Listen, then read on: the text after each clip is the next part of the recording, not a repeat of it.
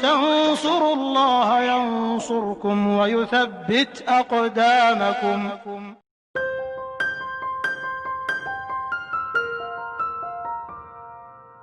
Apa kabar sahabat-sahabat sekalian? Alhamdulillah. Bapak Ibu yang baik dan adik-adik yang menyimak acara ini, ada yang kita ingin coba ulas kembali adalah pertanyaan.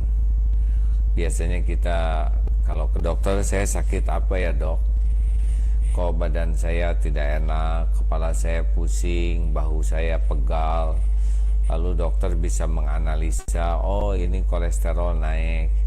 Kok saya sendi-sendinya sakit, oh ini adalah asam urat. Kok tubuh saya 3L, letih, lesu, lemah. Nah, kita sering ingin bertanya tentang penyakit lahir kita. Kita berusaha tahu, kalau perlu cek darah, kalau perlu kita ke laboratorium. Saking inginnya kita sembuh, sehat ya. Itu sih yang rasakan. Ingin sehat, ingin fit supaya tidak ya, supaya bisa nyaman dan bisa bermanfaat. Tetapi ada juga yang badannya sehat tetap sengsara, berarti ada penyakit lain, yaitu penyakit hati. Nah, pertanyaannya, apakah kita sering bertanya pada diri sendiri, apakah penyakit hati saya ini ya? Saya mengidap penyakit hati apa? Apa yang ada pada diri saya? Tadi penyakit lahir, sekarang penyakit hati. Karena penyakit hati itu kita jarang ingin tahu. Kita bahkan kalau dikasih tahu juga tidak mau tahu. Ini bedanya penyakit lahir dan penyakit hati. Dan dikasih tahu juga kita cenderung menolak, diobati juga tidak mau. Beda dengan penyakit lahir, kita berani bayar mahal agar kita tahu penyakit dan bisa diobati. Tapi kalau penyakit hati ini lebih susah, karena kitanya juga nggak mau tahu, dan kalau dikasih tahu kita nggak suka, diobati juga nggak mau. Padahal penyakit hati ini yang lebih berbahaya. Apa bedanya dengan penyakit lahir? Kalau penyakit lahir ya cuma di dunia saja. Kalau kita sudah meninggal, sudah tidak ada lagi penyakitnya. Tapi kalau penyakit hati, dunia dan akhirat kita bakal merasakan penderitaannya. Di dunia kita udah akan sengsara, kita akan terhina, meninggal kita bisa su'ul khotimah, pasti kubur kita bisa tersiksa, di yaumal hisab kita bisa sengsara, dan na'udzubillah nanti di akhirat bisa kekal. Dan kalau penyakit hati, semua urusan bisa jadi masalah. Maaf ya, pasti ada yang nanya kenapa batuknya nggak sembuh-sembuh. Ya mudah-mudahan minggu depan sudah hilang. Jadi penyakit hati ini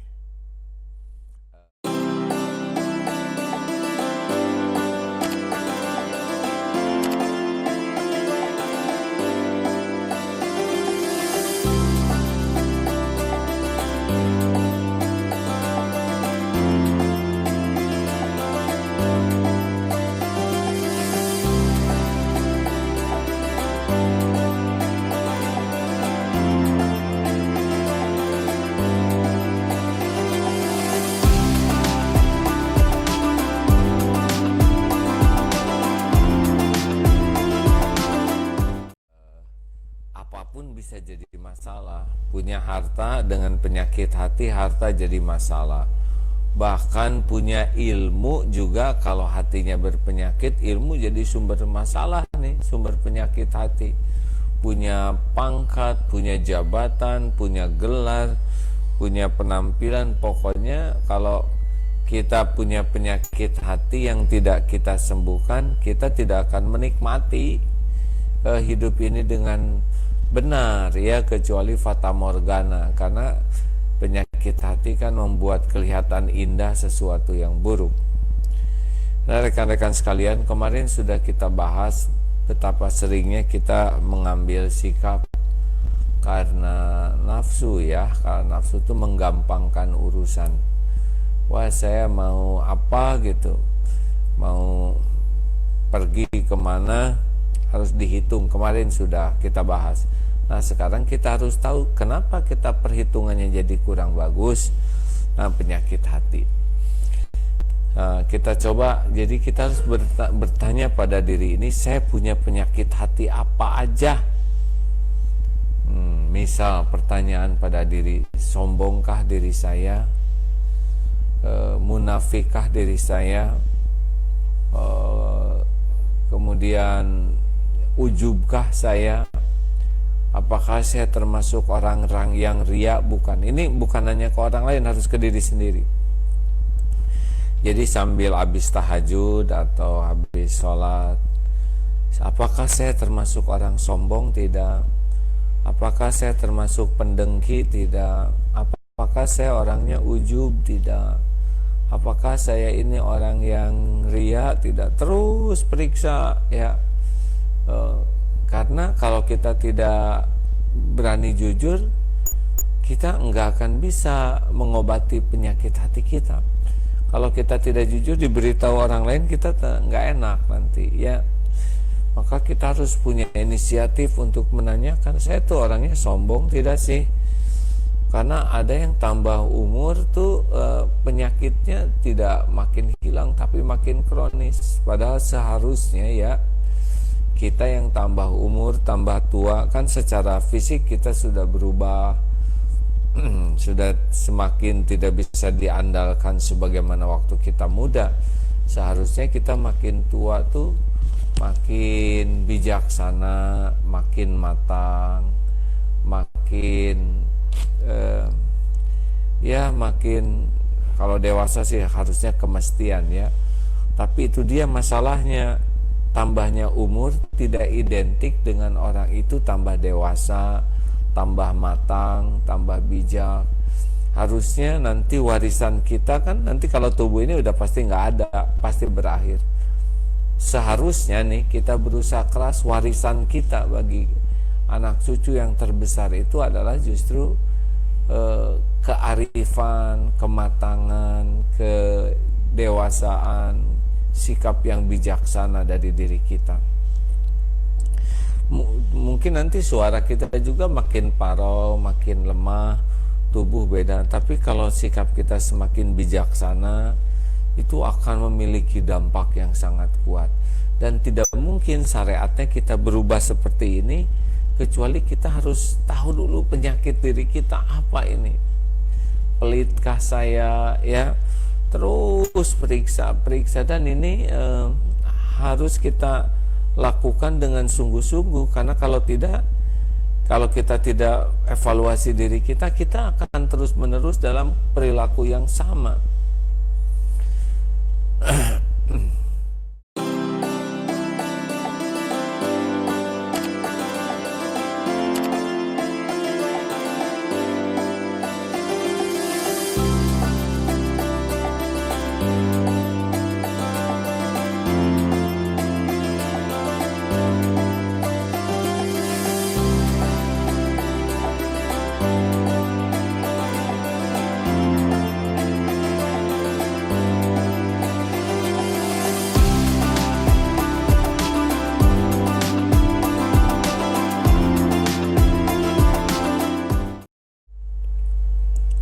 Dan kalau kita tidak bertanya pada diri kita sendiri, jadi awet penyakit itu pada diri kita. Tua kita, makin hari tambah tua. Tetapi kan kalau kita tidak berubah, maka kita bisa makin menderita nanti ya, dan makin buruk. Kita jadi gagal, jadi tua. Nah, ini coba kita biasakan kalau habis sholat, terutama kalau habis tahajud ya, tafakur aja, duh ya Allah, tunjukkan penyakit-penyakit hati saya. Apakah saya ini syimuntaki ucidun, tidak, syinya syirik, munnya munafik, simuntaknya takabur, ki-nya dengki, u-nya ujub, cidun cinta dunia, tidak. Terus pikir, saya tuh orangnya syirik tidak ya?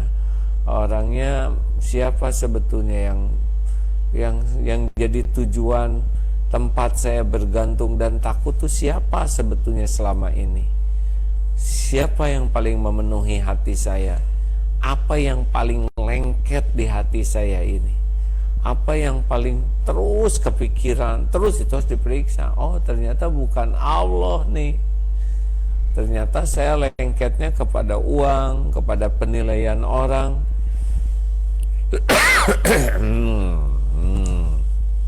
Aman, Zoom aman ya. Saya lengketnya kepada jabatan, lengket kepada gelar. Saya suka sekali kalau orang lain tahu gelar saya. Oh, ternyata saya lengket dengan kekaguman orang. Saya suka sekali memamerkan ilmu, pengalaman, wawasan yang sebetulnya orang sedang tidak memerlukannya, tapi kita saja aktif. Oh, ternyata kita evaluasi lagi. Kalau saya jalan misalkan, apa sih yang kalau saya berjalan, apa yang harus saya perbaiki? Oh, ingin kelihatan apa nih? Nah, kita pikirkan, oh saya tuh pengen dipuji orang, pengen dikagumi orang, bukan pengen dipuji Allah. Astagfirullah, astagfirullah. Nah, kalau kita rajin memeriksa niat ya, untuk apa nih yang saya lakukan ini? Apakah yang saya lakukan ini demi apa nih? Untuk mendapatkan apa nih yang saya lakukan ini? Periksa. Nanti dari sana kita tahu penyakit hati kita. Oh, kenapa kalau kita ngobrol kok suka segala diceritakan, segala disebutkan? Oh, ini saya lagi pengen dipuji, pengen dikagumi. Nah, enak hadirin kalau kita nggak enak dikasih tahu orang lain.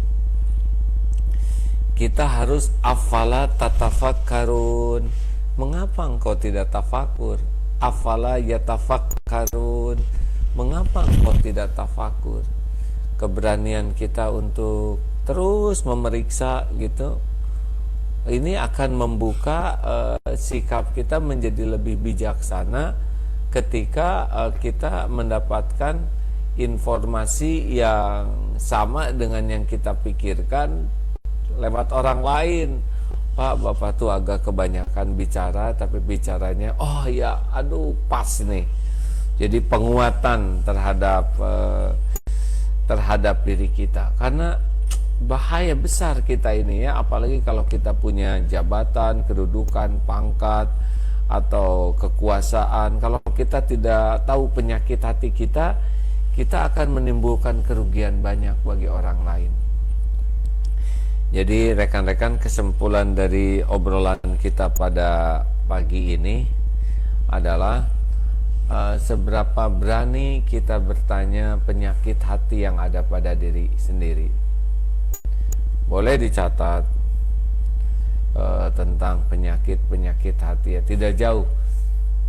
Munafikah saya? Munafik itu kalau bicara bohong, kalau janji tidak ditepati, kalau diberi amanah suka khianat. Kita harus nanya nih, seberapa bahayanya? Saya tuh munafik enggak ya? Saya di depan orang beda enggak nih dengan ini? Oh, kalau di depan begini, di belakang oh saya ternyata punya perilaku munafik. Tanya lagi, ujubkah saya? Ujub tuh merasa diri spesial. Kalau kita cerita apapun, kita merasa paling penting, paling berperan, paling berjasa, paling di hati kita ya, paling pokoknya hebat lah. Kalau nggak ada kita, dunia ini nggak ada apa-apanya. Itu rada ujub tuh. kita harus periksa nih, saya ini ujub tidak, merasa diri, padahal kan semua kebaikan apapun yang kita lakukan semuanya karunia Allah. Periksa lagi, saya sombong tidak, apa definisi sombong? Batarul haq wa ghamtun nas. Ya sambil mikir, saya teh orangnya sombong enggak, rasa-rasakan berapa banyak kesombongan. Sombong itu kan artinya dua ya, mendustakan kebenaran dan menganggap remeh orang lain. Berapa banyak orang yang saya anggap lebih rendah, padahal kan para ulama itu tidak mau keluar dari rumah yang hatinya melihat orang lain lebih rendah dari dirinya. Kemudian dengkikah saya, rasa-rasain kalau orang lain dapat nikmat, gimana perasaan saya tuh? Saya suka atau tidak kalau orang lain dipuji? Saya ridho atau tidak? Itu bisa kita ukur tuh. Serakahkah saya? Wah, egoiskah saya? Itu kalau kita berani dan konsisten untuk terus memeriksa penyakit hati, dan Allah pasti tahu kita sedang memeriksa diri, dan mudah bagi Allah untuk membuka hati kita, pikiran kita untuk mengakui mengakui apa yang penyakit hati kita. Dan dari sini nanti kita sudah akan lebih fokus lagi. Oh ternyata bahaya saya ini. Nanti kita sibuk memperbaiki diri ya.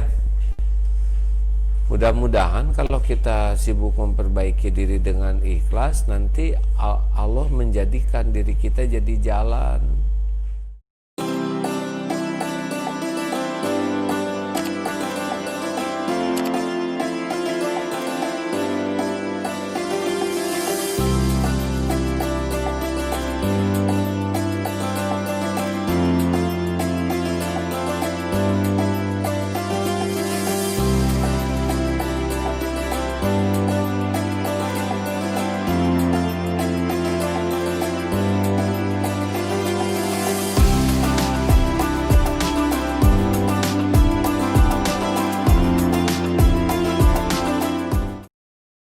Jadi jalan perubahan bagi yang lain.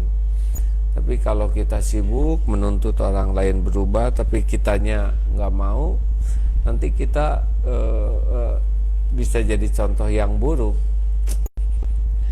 Maksudnya ini adalah jangan terlalu fokus saja kepada penyakit lahir sampai kita lupa kepada penyakit hati kita. Itu fokus yang pertama. Yang kedua, jangan terlalu sibuk memikirkan penyakit hati orang lain sampai kita tidak sadar bahwa kita tuh lebih berpenyakit daripada orang lain. Apa ciri-cirinya kita berpenyakit hati? Ya ciri-cirinya kita tidak pernah nyaman ini. Hati kita ini tidak nyaman.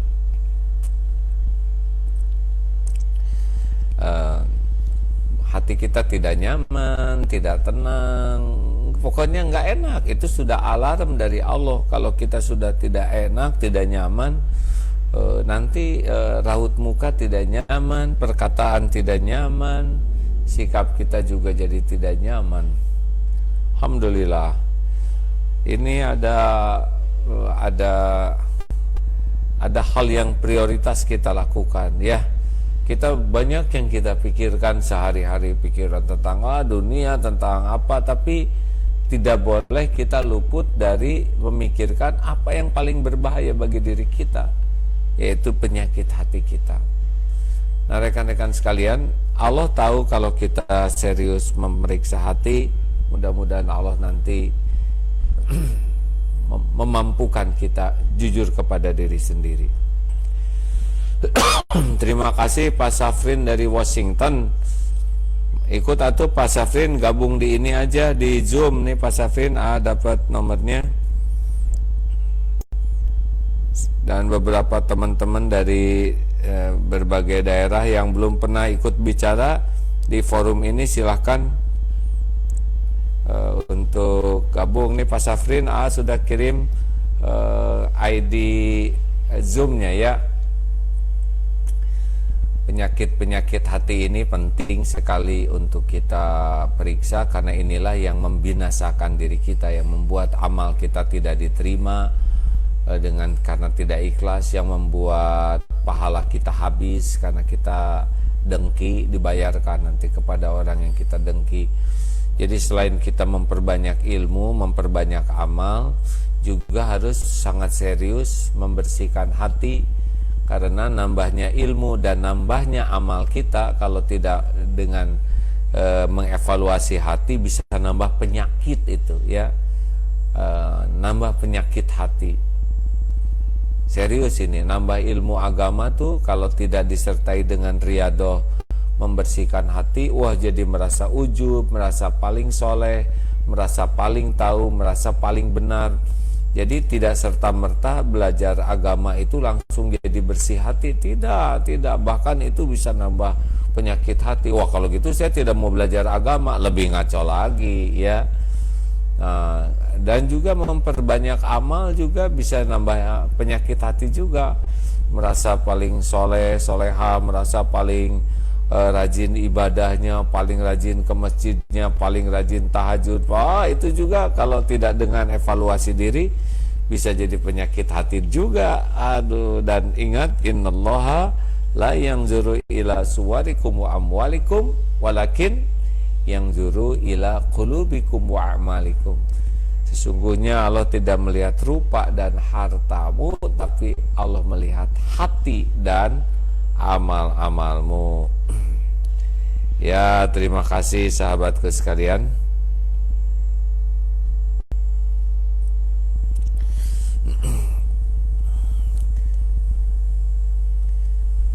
Terima kasih. Sekarang kita akan tukar pikiran ini. Coba siapa yang belum pernah masuk, adakah yang belum pernah bicara tentang tafakur penyakit hati ini? Silahkan. Ayo, ini teman-teman yang sudah rajin istiqomah. Ayo, monggo. Silakan Bapak Ibu yang sudah bergabung di Zoom untuk menyalakan mic-nya yang akan berinteraksi langsung dengan AA. Ini AA ingin informasi dari Washington, Pak Safrin. Ayo masuk. Gabung. Bagaimana keadaan di Washington sekarang ini? Masya Allah. Mr. Safrin. Oh ya, kalau tidak yang di Indonesia saja dulu.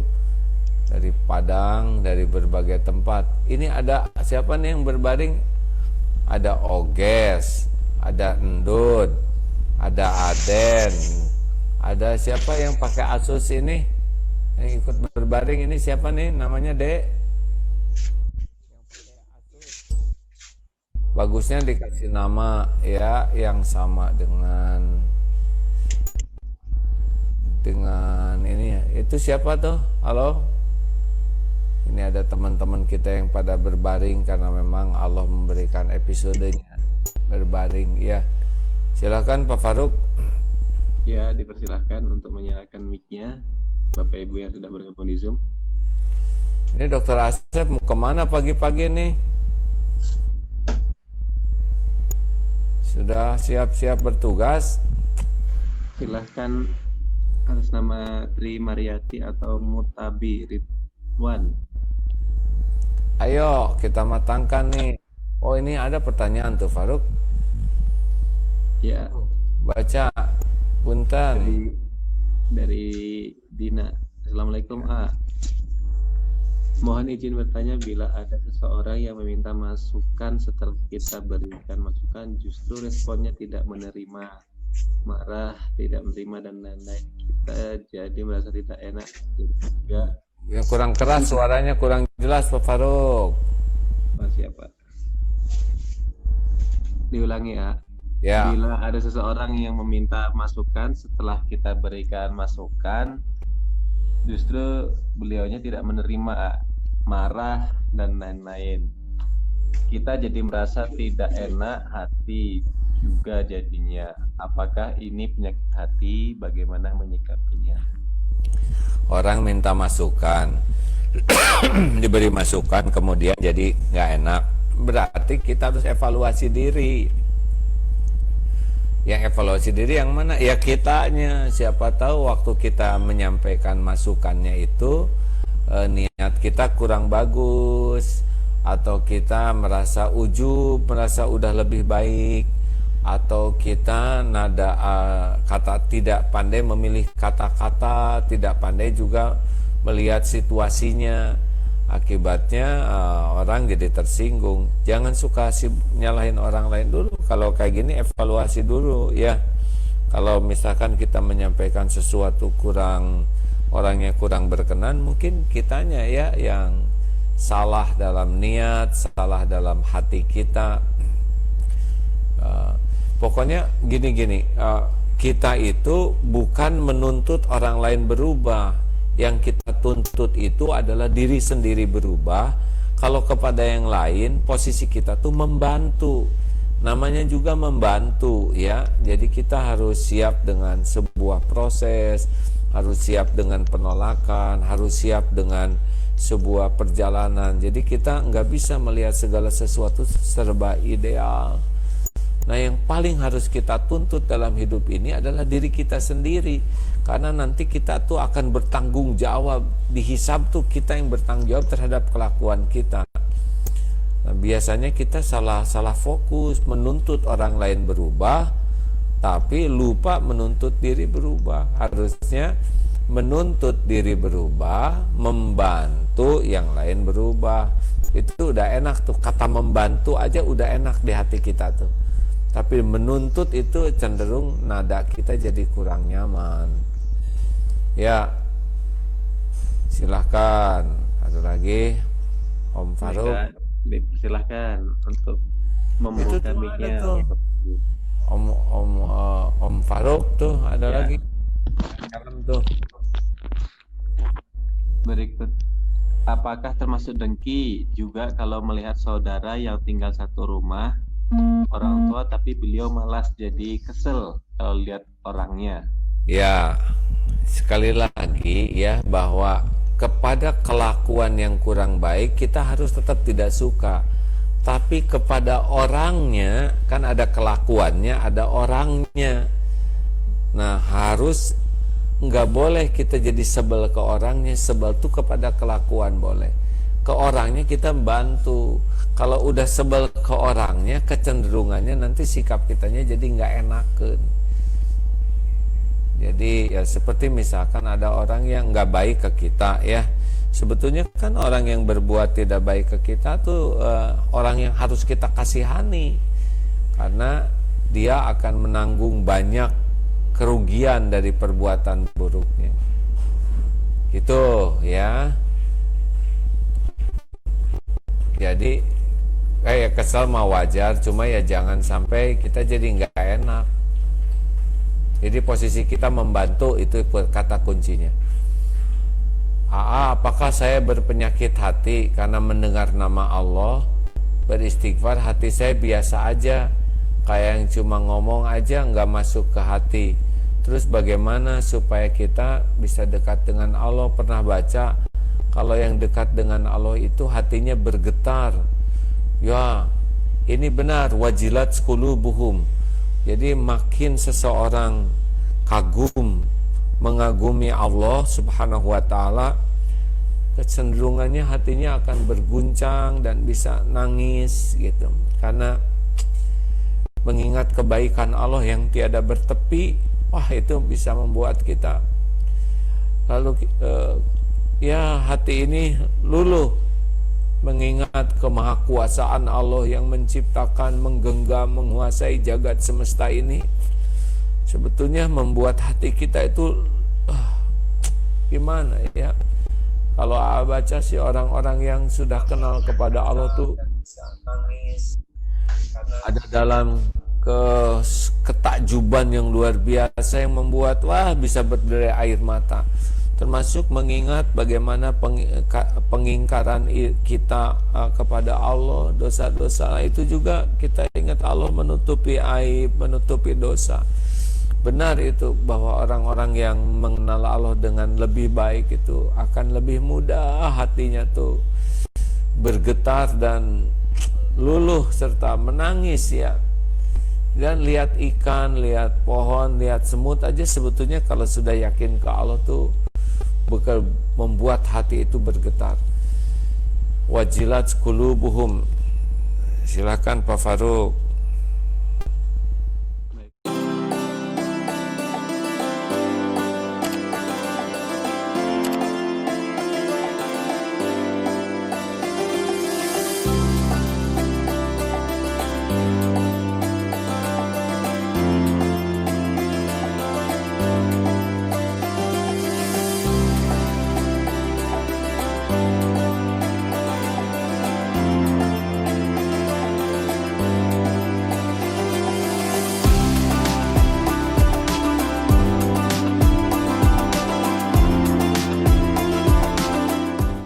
Kita persilakan mungkin buat berinteraksi langsung. Bapak Ibu silakan mic-nya dinyalakan.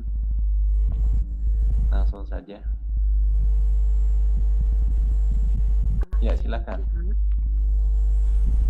Ya, Assalamualaikum AA.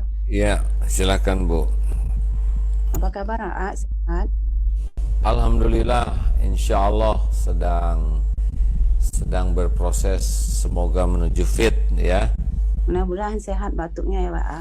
Ya, makasih, Masya Allah, Alhamdulillah. Silakan. Misalnya AA, kalau bicara bahasa hati, right? Gimana ya AA? Hati ini kadang-kadang ada, kadang-kadang baik, kadang-kadang ada pemikiran yang nggak baik. Ya susah, hari-hari itu mau dilatih terus, mau istiqomah itu susah dengan keadaan kita, macam lingkungan kita, pekerjaan kita. Maunya gitu, macam ada rasa sedih, kadang-kadang hari-hari ada rasa bahagia. Ya gimana itu macam hatinya macam terasa nggak mau istiqomah tapi apa gimana itu kita mau bilang. Jadi begini Ibu, hati ini memang bolak-balik terus, dibulak-balik ya. Maka kuncinya adalah ala bidzikrillah tatmainnul qulub. Camkan hatimu hanya akan tentram dengan ala bidzikrillah, hanya dengan mengingat Allah hatimu akan tentram. Jadi kita bolak-baliknya akan menjadi berat kalau memang lambat ingat ke Allahnya Bu. Kita juga ingin sholat, baca Quran, tapi kadang-kadang ya itu dia, kita hanya baru fisik, taatnya itu baru gerakan badan, gerakan mulut, tapi hati kita tidak. Nah ini dia, makanya diajak tafakur, apa nih dosa saya, sehingga kalau nanti istighfar ya, minta ampun tuh kan lebih jelas dosa yang kebayang oleh kita tuh. Astagfirullah, ya Allah, saya ini orang sombong. Astagfirullah, saya ini orang yang suka pamer. Astagfirullah, saya ini orang yang suka pemarah. Nah, itulah sebetulnya inginnya dari perjumpaan ini. Kalau kita tahu kesalahan kita, kemudian kita istighfarnya tuh jadi ada isinya, dibanding kita istighfar tapi kitanya enggak ngaku. Jadi kan beda orang minta maaf yang merasa bersalah dengan minta maaf tapi tidak merasa bersalah. Nah, acara ini tuh tadi materinya gimana nih kita supaya merasa ini saya punya salah nih dengan penyakit hati ini. Gitu tuh Bu. Ya, ya, dan harus terus-menerus dilakukan. Sayangnya kita tuh agak jarang memikirkan tentang kondisi hati kita. Kita lebih memikirkan kondisi ekonomi, kondisi kesehatan fisik, kondisi apa gitu, tapi kondisi penyakit hati kita tidak banyak orang yang memperhatikan. Akibatnya ya begitulah. Betul. Tolong doanya ya muqallibal qulub tsabbit qalbi ala dinik. Wahai yang membulak-balik hati, tetapkan hati ini dalam agamamu. Itu diantara doa yang paling sering dibacakan oleh Rasulullah SAW. Ya muqallibal qulub, tsabbit qalbi ala dinik. Itu paling banyak dibacakan oleh Rasulullah, karena hati ini dibulak-baliknya oleh Allah Subhanahu wa taala. Terima kasih ya Bu. Makasih A, makasih, sehat-sehat selalu. Terima kasih. Selanjutnya sebetulnya nunggu dengan Pak Syafrin. Oh, yang tadi itu surat Al-Anfal ayat 2. Innamal mu'minuna alladzina idza dzukirallah wajilat qulubuhum wa idza tuliyat 'alaihim ayatuhu zadatuhum imanan wa 'ala rabbihim yatawakkalun. Sesungguhnya orang-orang yang beriman itu adalah orang yang apabila disebut nama Allah bergetarlah hati mereka, dan apabila dibacakan kepada mereka ayat-ayatnya bertambahlah iman mereka karenanya, dan hanya kepada Rabb mereka bertawakal. Surat Al-Anfal ayat 2 ya. Jadi makin kuat keyakinan keimanan kepada Allah. Wah, mendengar Allah, nama Allah disebut aja bisa bergetar. Nah, kalau kita belum merasakannya, ya kita teruslah minta ampun kepada Allah, karena boleh jadi tertimbun hati kita oleh sampah-sampah, kotoran-kotoran. Saya juga nih baru ingin kayak gini. Oh, ini bacakan ya. Suatu ketika Nabi SAW berkata kepadaku, ini dari Ibnu Mas'ud radhiyallahu anhu. Suatu ketika Nabi SAW berkata kepadaku, bacakanlah Al-Quran kepadaku. Maka aku katakan kepada beliau, wahai Rasulullah, apakah saya bacakan Al-Quran kepada engkau sementara Al-Quran diturunkan kepadamu? Lalu beliau menjawab, sesungguhnya aku senang mendengarnya dibaca oleh selain diriku. Maka aku pun, Ibnu Mas'ud, mulai membacakan kepadanya surat An-Nisa, sampai akhirnya ketika aku telah sampai pada ayat ini yang artinya, lalu bagaimanakah ketika kami mendatangkan saksi bagi setiap umat dan kami jadikan engkau sebagai saksi atas mereka. An-Nisa ayat 40. Maka beliau berkata, cukup sampai di sini saja. Lalu aku pun menoleh kepada beliau, ternyata kedua mata beliau berlinang air mata. Nah, karena Rasulullah nanti jadi saksi kepada umat. Hadis riwayat Bukhari, Muslim. Nah, begitu ini suratnya, surat mana tadi teh, Al-Anfal ayat 2 ya. Terima kasih. Ini ada yang panjang nih Pak Faruk. Ya Pak. Kasihan yang udah nulis panjang nggak dibacakan. Baik Kak, ini mungkin yang terkait ini penyakit hati. Apakah dengan istighfar tersebut atau dia ya? Dan bisa ya, menyembuhkan? kan tuh yang di atasnya udah nulis panjang tuh, kasihan udah panjang lebar nggak dibacakan. Rosada. Siap Pak. Iya. Ya, sebentar Pak, masih scroll. Saya ada pertanyaan. Oh, di sana nggak ada direct message. Iya, private private. Oh, private. Jadi Faruk nggak bisa baca ya? Tidak bisa. Oh, maaf. Saya ada pertanyaan kepada, maaf. Sebelum pandemi, alhamdulillah saya dimudahkan oleh Allah Subhanahu wa taala sering pergi ke kajian. Namun sesudah bubaran kajian, saya sering banget melihat masih ada sampah di masjid. Paling banyak tisu plastik kecil, keremesan biskuit. Kemudian yang mengendara motor banyak yang tidak pakai helm, parkirnya menghalangi jalan keluar jalan kendaraan lain. Dan yang paling sedih, dan yang membawa kendaraan roda 2, mereka menyalip dan cenderung ngebut dengan mengganggu pengendara lain. Yang sedih juga ada yang buang sampah dari mobilnya. Mengapa bisa ya ada yang seperti ini padahal mereka baru selesai dari pengajian? Demikian pertanyaan saya Agim. Terima kasih Pak Rosada Ramli. Wah, ini dia ya. AA juga kalau diundang tablik akbar pas sudah bubaran tuh jadi sedih. Kenapa sampah berantakan? Itu dia. Jadi seperti yang pernah diungkap, kenapa umat Islam belum seindah ajaran Islam. Satu, umat Islam banyak yang belum belajar tentang indahnya Islam.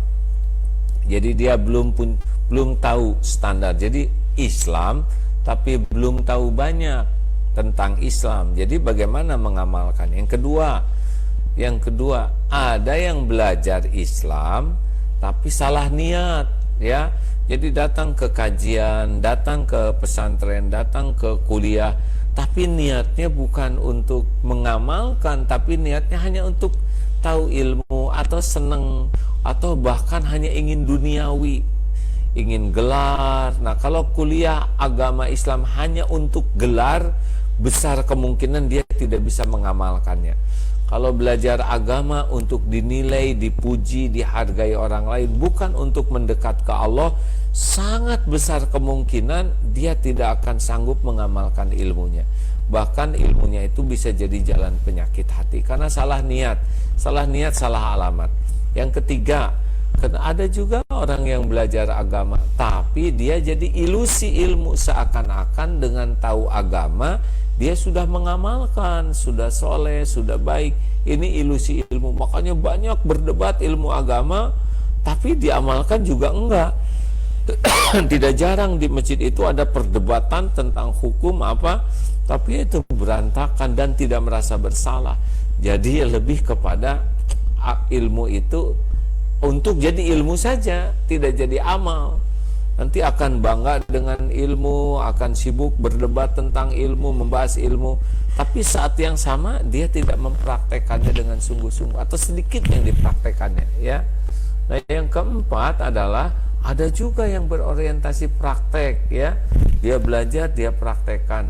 Tapi prakteknya baru lahiriah saja. Jadi misalkan dapat ilmu ke masjid, dia ke masjid, dapat ilmu sholat, tapi ya sudah, dia tidak sampai merasakan nikmat kekhusyuan karena memang sibuknya hanya amalan lahiriah, sibuk sedekah sana sini, tapi pada waktu sedekah riaknya, ujubnya tidak sampai diatasi. Dan yang keempat ini yang kelima yang paling bahaya, nambahnya ilmu agama dan nambahnya amal tapi jadi ujub, jadi ria, jadi takabur.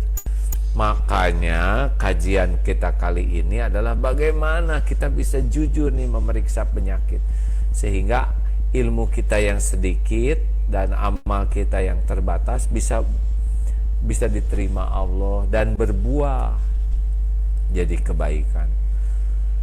Ya, kita tidak boleh meremehkan, mereka juga udah datang ke pengajian udah lebih baik, tinggal kita bantu aja. Ingat ya, posisi kita jangan menuntut tetapi membantu.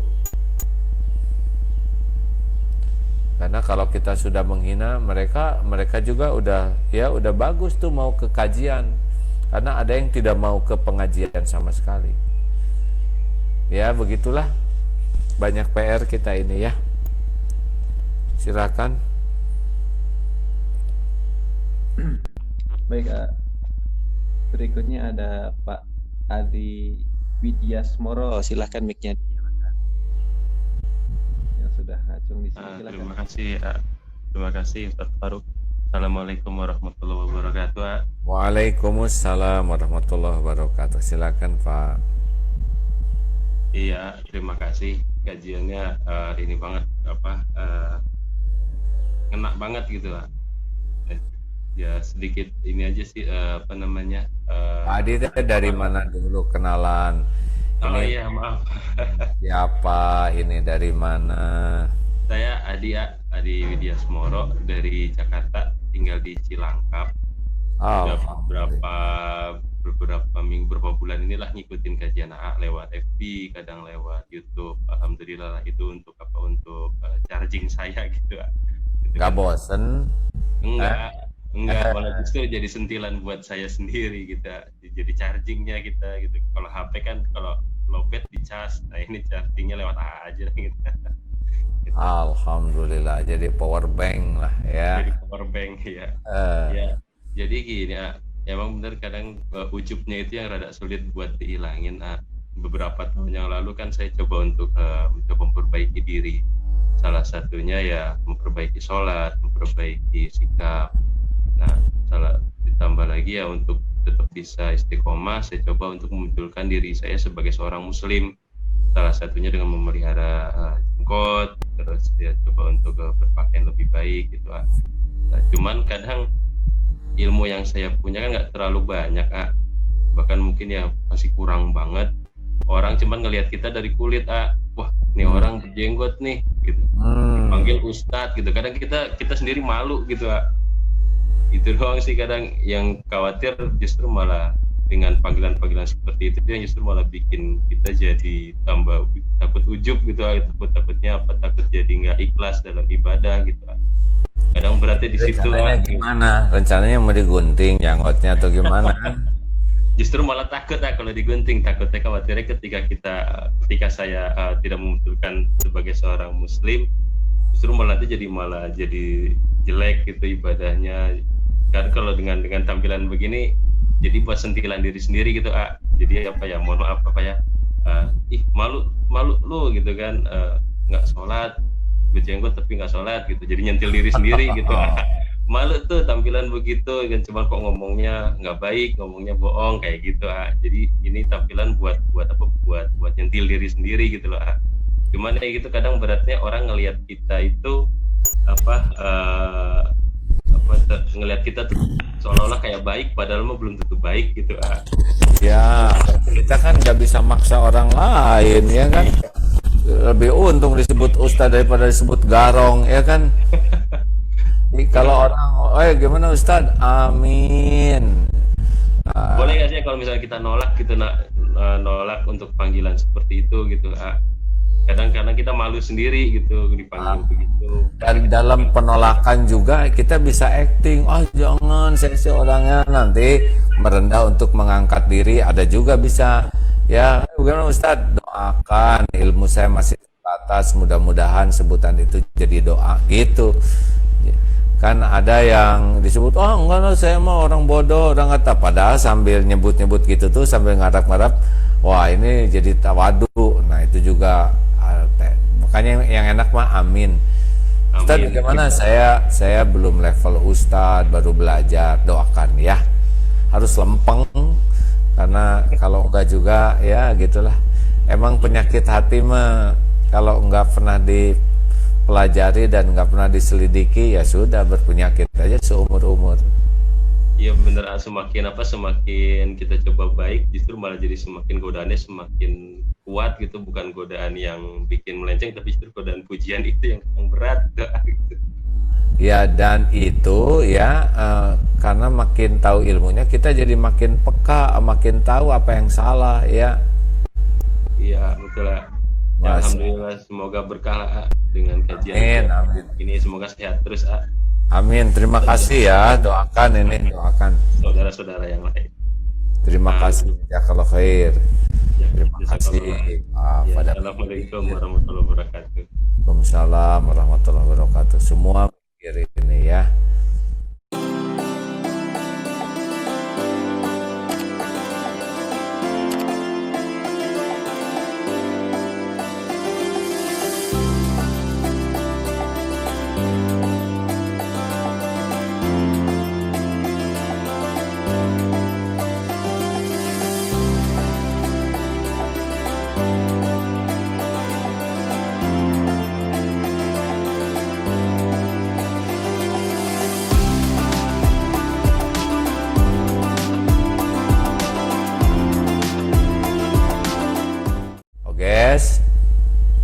Oges, bunyiin Oges, gimana, kedengar nggak? Wah, Teh Neni mau nikah ya, Ges? Silakan mic-nya, Oges. Ini Oges berbaring terus ya. Assalamualaikum Pak. Waalaikumsalam warahmatullahi wabarakatuh. Kapan nikahnya Teh Neni tuh? Insya Allah Januari Waduh, gimana tuh? Udah berapa lama Teh Neni jadi tim yang ikut ngebantu Oges? sampai sekarang membantu udah 29 tahun Berapa? 29 tahun 29 tahun. ya. Ya, gimana perasaan Oges tuh? Teh Neni itu adalah hamba Allah yang juga digerakkan ya. Kalau Teh Dian jadi istrinya, Teh Neni itu ikut bantu merawat juga sama-sama ya. Atau gitu masih gitu. Dian gimana ngangkat? Dian udah kuat belum ngangkat Oges?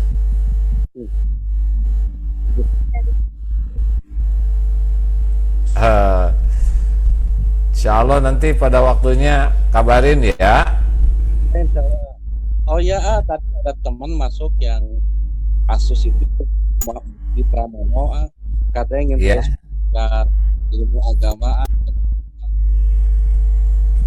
Oh iya, yang tadi itu ya. jadi dia serba jadi ada hambatan bicara sama hambatan gerak Oh, hambatan bicara dan hambatan gerak. Kalau Oges mah alhamdulillah bicara lancar. Alhamdulillah bicara lancar. Guys, kalau udah itu misalkan tengkurap gini berapa lama kalau harus tengkurap begini? Biasanya rubah posisi 2 jam sekali Berubah posisi 2 jam sekali. lalu dari buka di kubitusnya. Jadi kan kalau misalkan tidak 2 jam sekali kita tekan terus dan tidur. Karena kan kalau oke sama sekali nggak bisa pusing itu kan nggak bisa gerak. Ini Oges teh nggak bisa bergerak sendiri, mah nggak bisa ya kalau nggak digerakin orang ya. Cuma aja sama tangan sebelah kiri begitu jarinya ngepal. Nanti kita akan khusus dengan Oges, tapi ini suaranya putus-putus guys. Apa ya masalahnya ya? Coba nanti dengan Pak Faruk, kontak Pak Faruk ya. Apakah sinyal, apakah HP-nya harus diganti oleh Pak Faruk atau ditukar dengan HP Pak Faruk gitu? Iya Pak. Iya, HP apa nih Oges nih? Ya, Tapi jelas ini mah HP yang suaranya harus ganti HP nih. Ayo teman-teman yang mau tukeran HP sama Oges boleh, supaya nanti kita bisa dapat ceritanya bagaimana bertahun-tahun ya, puluhan tahun tidak bergerak begini, tapi Allah menggerakkan banyak tangan untuk membantu, ya kan guys? Ya. Seperti ya. sangat baik ya. Jadi kalau memberikan orang-orang yang terbaik untuk membantu gitu. Masya Allah, Masya Allah. Nanti kita akan khusus ngobrol dengan Oges ya. Sementara itu dulu ya. Oges, kalau lagi kayak gini, penyakit hati apa kira-kira yang Oges rasakan dengan ada masukan dari orang lain ya. Kadang-kadang kita agak ngegerutu juga. Oh, kamu mah gak ngerasakan yang saya rasakan gitu maksud ada seperti hal seperti itu kalau misalkan yang sabar yang oh kamu mah gak bisa ngerasakan yang saya rasakan. Oh, kalau ada yang nyebut Oges sing sabar, oh kamu mah nggak ngerasain yang saya rasakan gitu. Seperti itu gitu kalau misalkan lagi kesel gitu. Karena kan nggak boleh ya gitu kan, harus betul-betul ikhlas gitu. Iya, gimana caranya guys supaya ikhlas gitu, apa ridho dengan kan aduh abang nggak bisa ngebayangin Oges, baru kaku ini aja leher sehari 2 hari dan dikit aja, aduh ya Allah ujian gitu, Oges mah udah berapa tahun ini berbaring kayak gini guys? 29 tahun 29 tahun ya berbaring begini ya. Masya Allah. Hari nikah dengan Dian udah berapa tahun? udah 10 tahun alhamdulillah. Ya, Masya Allah. Nantilah kita khusus aja ya penyakit obrolan dengan Oges. Makasih Oges. Ini Dian ya, nuhun. Mbak Oges mungkin coba mic-nya, HP-nya diputar posisi ya. Kemungkinan lubang mic-nya ketutup tangan atau enggak di kasur itu. Dibalik gitu. Coba tes sekarang. Ya. Siap ya. Terakhir. Punten Pak Faruk. Baik, silahkan Bapak Ibu mic-nya dinyalakan yang akan share mic-nya pengalamannya. Saya Mas Faruk boleh izin. Tanya. Boleh. Oh iya. Assalamualaikum, A. Waalaikumsalam warahmatullahi wabarakatuh. Ya, perkenalkan saya Fajar dari Tasik, A. Silakan Pak Fajar. Iya, ini tentang iman. Kan iman itu tidak menetap, kadang atas, kadang rendah gitu. Nah, apakah dengan merendahnya keimanan kita itu termasuk dalam disebabkan oleh penyakit hati? Dan bagaimana cara untuk mengatasinya? Gitu. Ya, jadi secara sederhananya biasanya iman itu akan melemah. Ya, kalau iman udah melemah nanti semangat ibadah makin lemah. Ya, berbuat kebaikan juga lemah. Kenapa? Karena ada yang menyibukkan kita selain Allah. Ya, jadi rumusnya begini: makin kita sibuk dengan sesuatu yang tidak manfaat, makin kita sibuk dengan dosa, maka makin hilang, makin melemah tuh iman itu. Ya,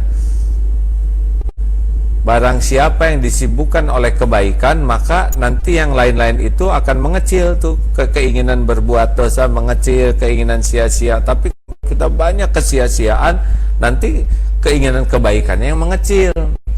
Makanya kita harus segera sadar, wah ini saya mulai nggak enak nih, saya mulai malas ngaji, saya mulai berat tahajud, ini ada apa nih? Nah, itu harus segera ketemu penyebabnya. Dan kalau sudah gitu kuncinya harus segera tobat dan paksakan diri. Karena kalau nggak dipaksa kecenderungannya kita tuh terus makin melemah. Ya, periksa tuh ada kesenangan apa sekarang yang bisa membuat lalai dari Allah. Karena pasti ada sesuatu tuh yang mendominasi hati, yang membuat kita jadi lemah ibadahnya, lemah ke Allahnya. Kan Allah tahu isi hati kita. Jadi kalau ada yang mendominasi hati kitanya yang kurang Allah sukai, nanti jadi melemah tuh iman kita ya. Mungkin punya teman, mungkin punya hobi baru, mungkin punya gadget baru apa? Kan nggak ada suaranya Fajar.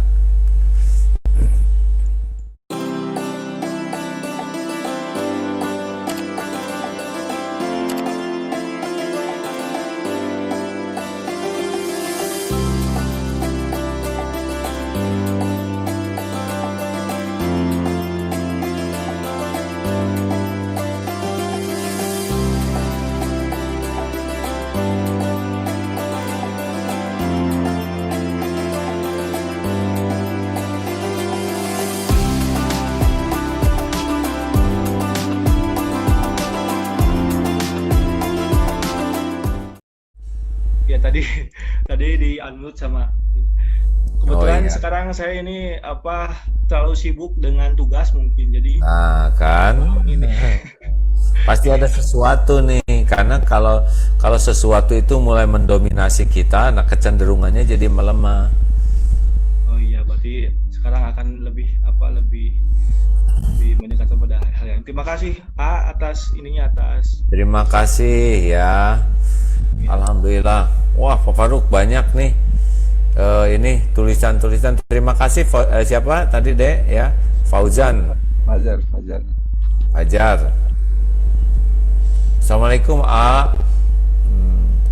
Di sini saya ingin minta maaf karena saya pernah sebel ke Wah, ya udah nggak apa-apa.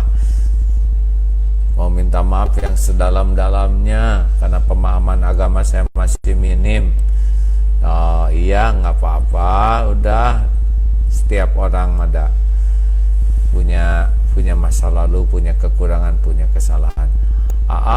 Kita ngomong dengan nada agak tinggi, tidak ada niat marah, tapi yang menerima tersinggung dan dia marah ke saya di grup WA karena saya dianggap marah ke dia. Dianya marah-marah dan mencaci saya, dan saya sudah minta maaf, tapi dia tetap mencaci. Saya harus bagaimana? Ya udah, tinggal istighfar, minta ampun ke Allah karena kita tidak jaga sikap. Jadikan pelajaran. Pokoknya setiap kejadian itu harus jadi pelajaran. Setiap kejadian itu harus jadi jalan kita memperbaiki diri.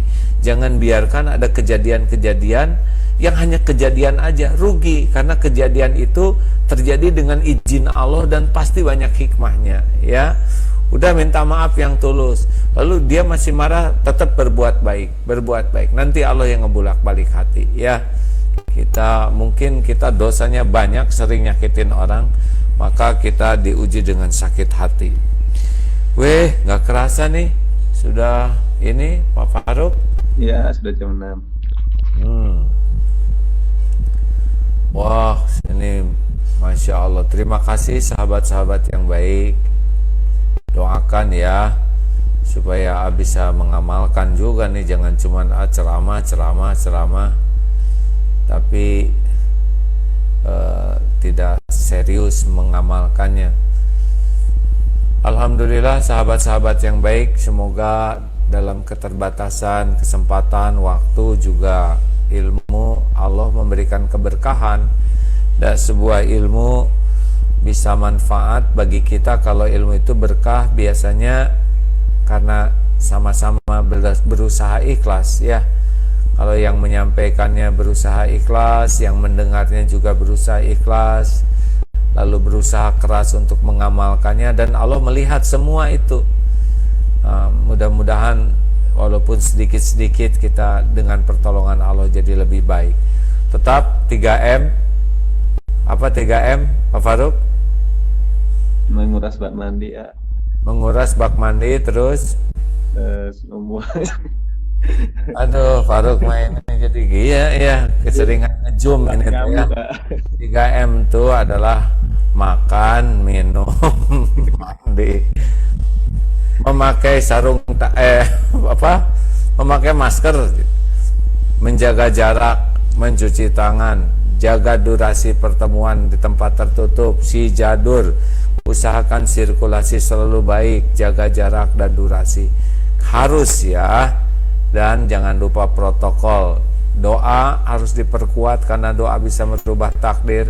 Protokol istighfar karena tobat itu bisa mengangkat bala. Dan protokol sedekah karena sedekah bisa menolak bala. Ya Allah, berkahi majelis ini, karuniakan kepada kami niat yang lurus, ilmu yang manfaat, amal-amal yang Engkau terima, dan karuniakan kepada kami istiqomah, ya Allah. Allahumma rzuqnal istiqomah. Jangan cabut nikmat iman ini, ya Allah. Jangan cabut keislaman kami. Ya Allah, lindungi kami semua dari wabah ini, dari fitnah musibah. Angkat wabah ini, ya Allah. Gantikan dengan nikmat iman, nikmat amal soleh. Rabbana taqabbal minna innaka antas samiul alim wa tub alaina innaka antat tawwabur rahim. Amin. Nuhun sadayana. Assalamualaikum warahmatullahi wabarakatuh.